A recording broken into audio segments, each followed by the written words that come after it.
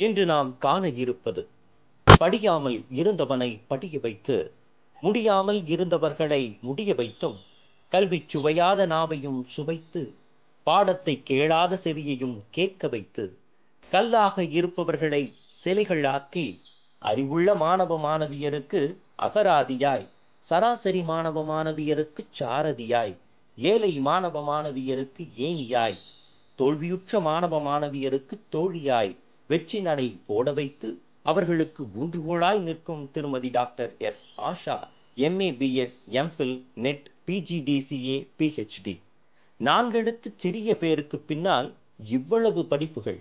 தனது வாழ்க்கையை படிப்புக்கென்றே அர்ப்பணித்தவர்.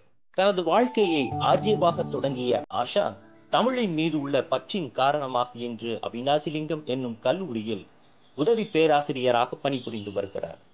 இவருடைய ஆங்கில சொற்பொழிவு மிகவும் அழகாக இருப்பினும் ஆங்கிலத்தில் பேசினாலும் நான் தமிழச்சி என்ற தமிழின் மீது உள்ள ஆர்வத்தினால் தமிழின் புலமை பெற்றுள்ளார்.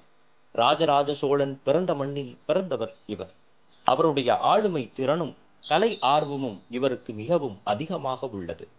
2009ஆம் ஆண்டில் கலை மற்றும் கல்விக்கான விருது, 2014ஆம் ஆண்டு மாநில அளவிலான ஒரு பொருட்பன்மொழி விருது, 2020ஆம் ஆண்டில் ஆசிரியர் செம்மல் விருது, 2021ஆம் ஆண்டில் நற்றமிழ் ஆசான் விருது, 2022ஆம் ஆண்டில் பெண்ணே உன்னால் முடியும் எனும் விருது, சென்ற வருடம் 2023ஆம் ஆண்டில் பாரதம் போற்றும் பாரினை உயர்த்துவோம் எனும் தலைப்பில் கவிதையில் முதலிடம் பெற்றுள்ளார்.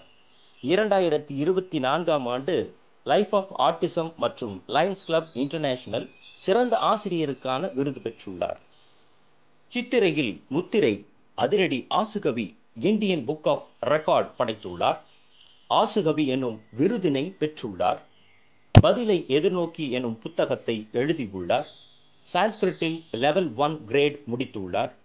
மோனோ ஆக்ட், ஸ்பீச், டிராமா, பட்டிமன்றம், கட்டுரை போட்டி, கவிதை எழுதுதல் மற்றும் பல திறமைகளை கொண்டுள்ள இவர் பல பேப்பர் பிரசன்டேஷன் செமினார்களில் கலந்து கொண்டு வெற்றி மகுடம் சூடியுள்ளார்.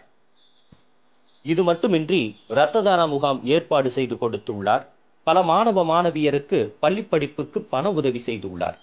பல சர்வீஸ் ப்ராஜெக்டுகளுக்கு நிதி சேகரித்து கொடுத்துள்ளார். பல சர்வீஸ் ட்ரஸ்டுகளில் ட்ரஸ்டியாக செயல்பட்டு வருகிறார். பல பேருக்கு உணவளித்து உள்ளார். நூலகங்களுக்கு புத்தகங்கள் வழங்கியுள்ளார். எல்லோருக்கும் அன்பாக இருக்கின்றார்.